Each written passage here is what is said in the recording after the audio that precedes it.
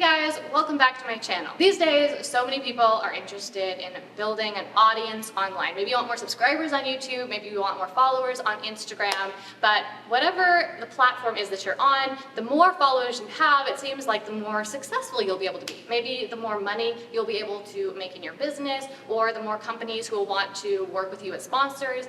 But the reality is that you don't actually need that big of an audience. In fact, there are a lot of really successful businesses and influencers online who only have a few thousand followers. You don't need 1 million fans. In fact, you might only need 1,000. So right now, I'm here in this studio. It's not my normal filming studio, and in fact, right now I'm in San Diego, which isn't where I live at all. But I'm here because I'm spending money with a brand right now. I came down here for a conference from someone who I've been following for a while, and I spent some money on his brand. Of course, it's not someone who I just started following last week. It's someone who I've been following for a while. In fact, someone who really helped me start my online business with his blog and his podcast. And if you're wondering who I'm talking about, well, it's Pat Flynn. Hey, what's up? Thanks for having me. Yeah, thanks for being here. Yeah, this is fun. This is kind of like a weird dream, not dream come true moment exactly for me, but it feels kind of strange and surreal. Why is that? Well, because I've been following your brand online for probably 6 years now. It was one of the very first things that I started reading online when I was trying to start my business. And so I didn't even think I'd ever meet you. I didn't even know if you were a real person. Well, here I am in flesh, Yeah. and I am real, and I'm just proud of what you've built. And you have like multiple cameras here, this professional setup, an amazing audience and brand that you've built online, and you're building fans of your own. You even said at this event that you were at that you got to meet some of the people who are in the audience right now watching, which is pretty Yeah, maybe really some of you guys were here at Pat's event actually, because I met probably 20 people came up to me and introduced themselves and said they watched my videos. A few people told me they thought that I was your surprise guest, which was kind of fun. Hey, I was like, not unless it's a surprise to me too, right? Maybe one day we'll make that happen. Yeah. But I love that you're talking about fans, because fans, I think, is the future of building businesses online. It's not about getting millions of followers, it's just having a core group, that community of supporters who can help you throughout the years, who are going to stick with you over time. And a lot of businesses are starting to focus on this because they built their businesses on these platforms where it was just all about the numbers, more email subscribers, more followers on Facebook, more likes, more subscribers, and then these platforms are like, sorry, even though you're a subscriber, you're not going to see all the people that you said that you wanted to see things from. Yeah, which I mean, it's no surprise because that's what from the outside you can see. Like you see those numbers, you don't really see necessarily what's happening behind the scenes in terms of maybe the sales the business is making or the interactions they're actually having one-on-one with their customers. Right. So we just see like this little heart with this big number next to it, and we think, wow, lots of people love that person. Right. We don't have a metric for super fans or true fans, right? And I love that you brought up the number 1,000. Like you might just need 1,000. And that actually comes from an article that was written in 2007 by a guy named Kevin Kelly, and it's called 1,000 True Fans. And the theory of this is, okay, if you had 1,000 true fans, a true fan is somebody who, if you're a musician, for example, they're gonna drive 8 hours to listen to a set and then wait for you backstage to hopefully get a selfie with you, or travel from the other side of the country to go to your event, right? Like you just did. Or if you come out with a product, they're gonna buy that product before they even read the sales page. Like those are super fans. They're gonna market for you. They're gonna defend you from all the trolls out there. They're gonna just be an ambassador for your brand, and they can bring new people in the brand, which is cool. So 1,000 super fans times, let's say a super fan were to pay $100 a year to help support you. That's not a lot when it comes to like super fans, right? Like I've spent thousands of dollars on Back to the Future stuff because I'm just a super nerd. But 1,000 fans times $100 a year, there's your 6-figure business right there. That's it. Right there. Like that's all you need, right? Right. And most of the time, super fans spend way more money on a brand than that. Totally, right? totally. I mean, like if we think about some brands that have those super fans, I mean, I'm thinking of like Apple, I'm thinking of In-N-Out Burger, Tesla, right? For sure. For sure, and they can't wait for the next product, right? And they're there, and they're helping spread that word too. Mm-hmm. The only issue with Kevin Kelly's article was that it was the sort of why, and there was no how. How do you make super fans? And this is why I've really, over the years, done a lot of research and have figured out really a method for building fans. And the truth is, it really doesn't happen overnight. Like you're not a fan of a band the first time you hear their song. If the song has the right lyrics and you resonate with it, then you might then do research and get the album and then go to a concert, and then the fan stuff starts to happen over time, just like a sports team too. Just like I was saying, like I didn't come to your event after I'd been following you for a week, right? I've been following you for 6 years. Yeah, and then you rented this studio space, and now we're filming a bunch of videos together. Like, you wouldn't do that if you just met me yesterday. No, I wouldn't. Yeah, that you want to build a relationship Yeah. first. And the cool thing is online, you don't have to be in person to build a relationship. There are some things you can do on your platforms and the way you interact with people and just how you portray yourself. You can attract the right people and build that tribe who are going to be there and want to pay you back for all that community and the value that you're offering them. You know, and something that I love about this is that one reason why a lot of people maybe are hesitant to put all their eggs in the basket of an online business or, you know, building an audience in social media is because they're worried about instability with their income and they like the security of that like steady paycheck, and obviously like there's some issues with that, right? But it is true that a lot of freelancers, their income goes up and down very dramatically from one month to the next. But if you build a base of super fans that consistently love your brand and spend money on your brand over and over again, it really takes away that problem. It does, and there are solutions for that to make it even more stable, like membership websites or, you know, recurring clients, right? Yeah. Clients that continue to come back, clients that will refer new people in for you. So there's just this natural flux, and then you're not so worried about SEO, you're not so worried about the algorithms, you're not so worried about, you know, content creation all the time, because honestly, if you have fans, like no matter what you do, they're going to be there for you. Yeah, and that's something in a practical way that I've done in a really specific way in my business. I don't know if you know, but I run a membership program, and that's the core of my business, and my super fans are the ones who are inside, right? The people who love my videos, not just, you know, kind of like them, but love my videos, and they want more, so they join the membership program.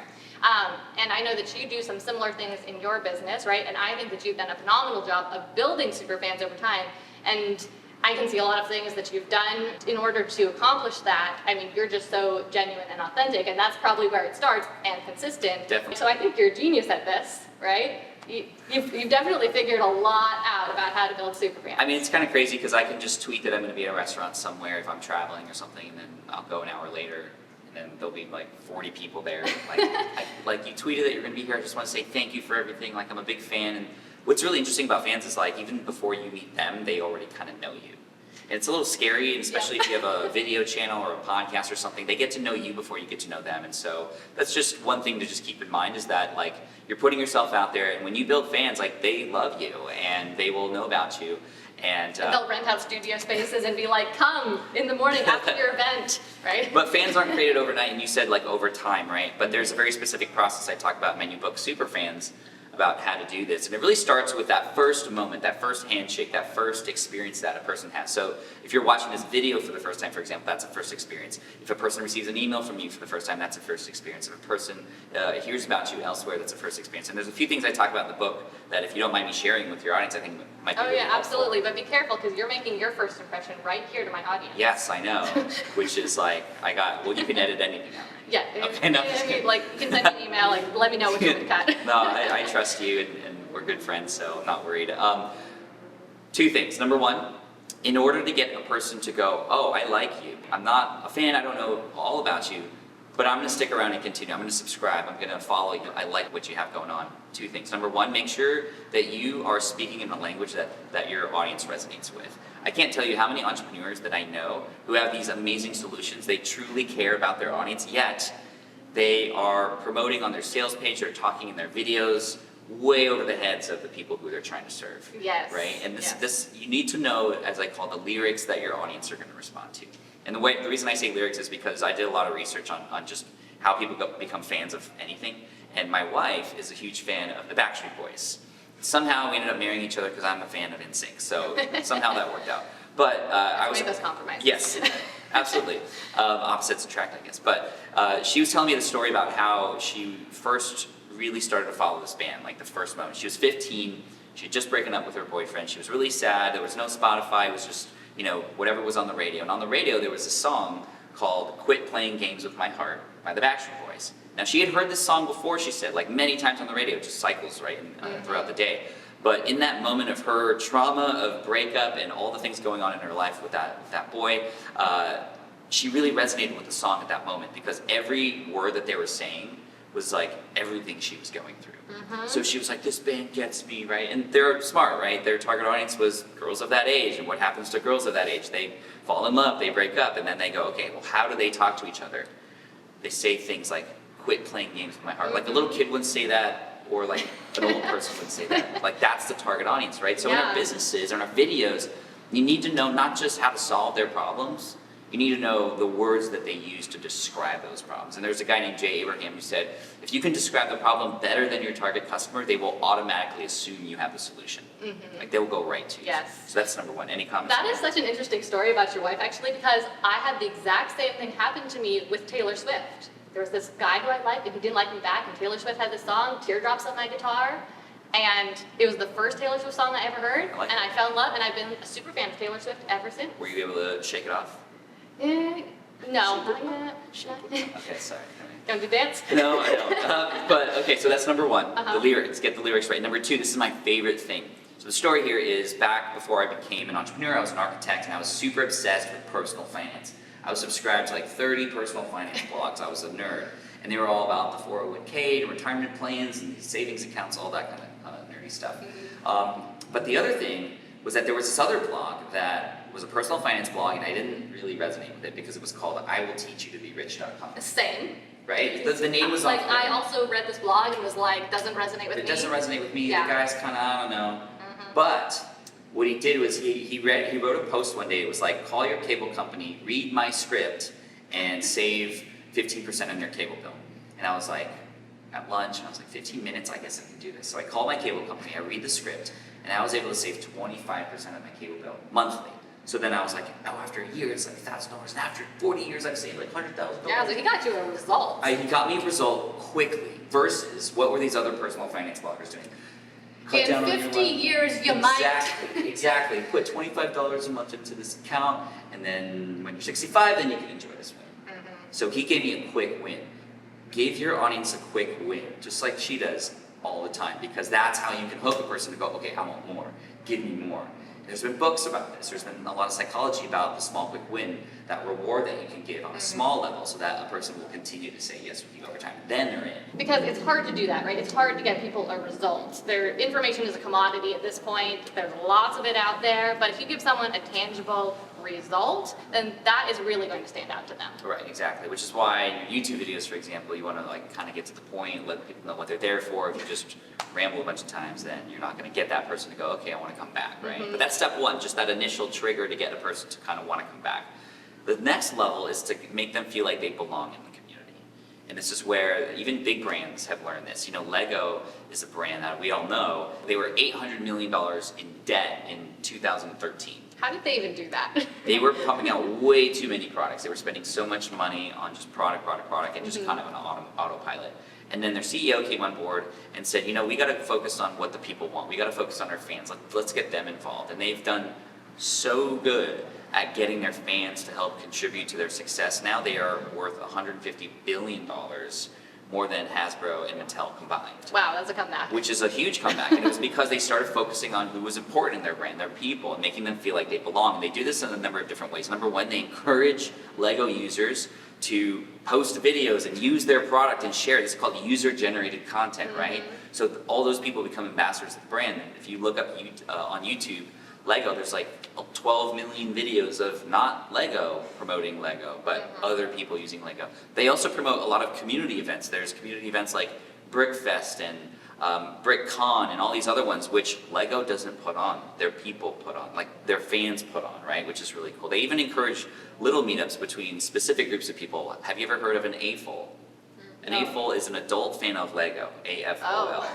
And it's like, yeah, we've never heard of them, but there's a giant community, and they have meetups like every month in all places around the world where all these adults can geek out on the new Lego things, and they do tournaments and all this crazy stuff in this little world, right?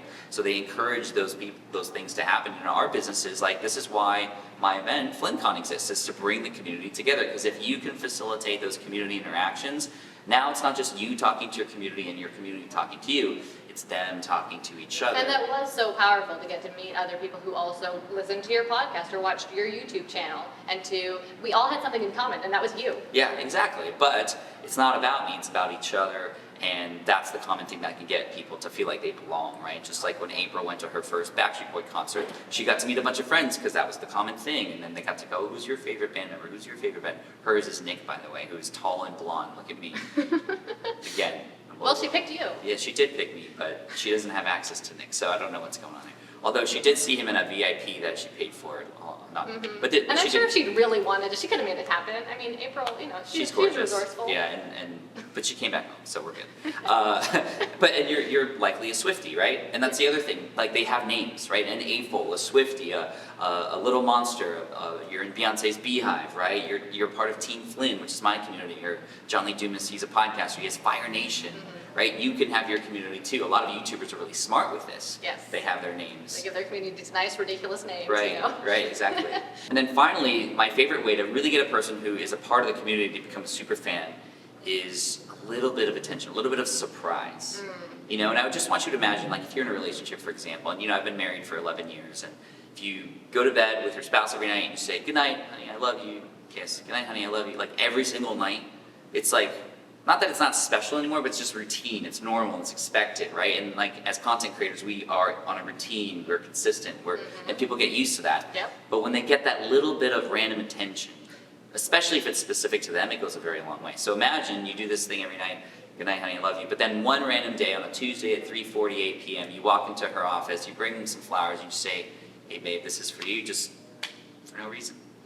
Like, wow, that's the small things in the relationship that get remembered. And then what happens? All the other people in the office go, "Oh my God, your husband is so, oh my God, I need a husband like that," or whatever, right? Like, that's not the point of it. The point is you make a person feel special because it's unexpected. And what's cool is we have access to all these tools now in our audience, on the platforms that we have connection with them now, to create these little moments. Go to Instagram right now, even if you have a following of 10 people, send a DM video to them. And say their name, by the way. The sweetest sound to a person is their name. Dale Carnegie said that in How to Win Friends and Influence People. Call them by, say by name and just go, "Hey Jim, I just want to say thanks for following me on Instagram. If there's anything I can do to help you, let me know. I appreciate you. Thanks, just thinking of you." Oh my gosh, you're going to get like a 90% response rate, and they're going to be blown away. They're going to become a fan. They're going to tell their friends too. And not only does saying their name mean a lot to them on like a kind of an emotional level, but it also proves that you haven't just sent this video out to lots of people. Right. And one thing that I love about this is that, like, you're talking about these nice little unexpected things, but I just really want to emphasize that little is okay. It doesn't have to be something big and extravagant. In fact, sometimes little is even better because it can get weird if it gets too like big and extravagant. Right. Like, imagine we sent not like a DM, which is really raw and like shaky, right? But like we used a production like this, and like, "Jim, we're at the studio. I just created this to say thank you, confetti, lights, boop, boop, boop, boop." Like, all that would be a little weird, right? A little forced. Yeah, we don't want that. And most people, most like married people, if their spouse just brought them a single flower, that would be so nice and unexpectedly. It doesn't need to be, giant bouquet of roses, right? One little flower makes a big. We all saw what happened with Ross and Rachel when he just went over the top with all those gifts. So I have no idea what you're talking about. That's okay. I'm a super fan of Friends too. So. Oh wow! I just really showed I don't watch TV. That's okay. Yeah. I don't subscribe to too many podcasts because I'm taking action. But anyway. Yeah. Cool. So yeah, just thank you for having me on. And this book just came out. Yeah. Superfans. Today, I believe. Today. Yeah. And thank you. And as you can see here, it says followers, subscribers, customers, all crossed out. It's about building the superfans, and this will help you do that. Those are the people who really matter, right? Who are really gonna move your brand, move your business forward. Exactly. So. Well, thank you so much for joining me. This was really fun. Thank you. So, like I said, kind of like surreal. I might wake up in a moment and be like, wait, he's not real. But he seems to be real right now. We have video proof. So thank you guys all so much for being here. If you want to find Pat, where can we find you, Pat? Yeah, so I have a YouTube channel too, youtube.com/Pat Flynn or smartpassiveincome.com. which is where I talk about all things business and family and life and stuff. Yeah, and I'll link to his channel down below, and he has an awesome podcast as well, which is probably the part of your content that I consume the most. I love that I could just like put it in my ears and do other things and learn a lot in the process. It was such an education for me. Thank you so much for everything that you do and for how you help so many people. Thank you guys for watching. If you haven't subscribed, click that red button below to subscribe now for more videos like this in the future, and I'll see you guys next time. You're a rebel, getting into trouble. You are kinda like a fire, like a fire, like a fire. Unpredictable.